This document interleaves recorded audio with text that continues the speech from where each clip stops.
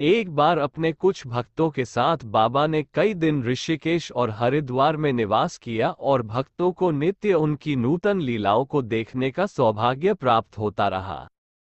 एक दिन उनके सारे शरीर में चेचक के से दाने दिखाई दिए पर उन्हें ऊपर नहीं था। श्री मां यह न समझ पाए कि बाबा ने किसकी और कौन सी बीमारी अपने ऊपर ले ली। मां ने उन दानों पर बोरोलिन का लेप कर दिया और वे दूसरे ही दिन विलीन हो गए।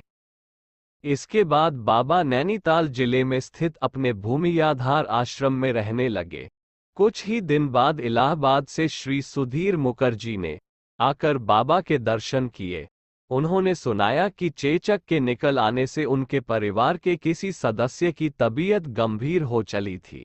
घर में सभी चिंतातुर हो दादा को याद करने लगे और घर में सुरक्षित उनके चरणोदक का ही बीमार को पान कराते रहे।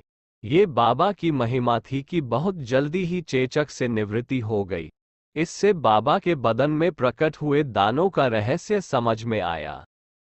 सभी लोग सर्वत्र बाबा को याद कर अपने अपने गंभीर कष्टों से मुक्त होते रहे, पर कोई भी यह न जान सका कि करुणानिधान बाबा को उनके कष्टों की क्या कीमत चुकानी पड़ती थी।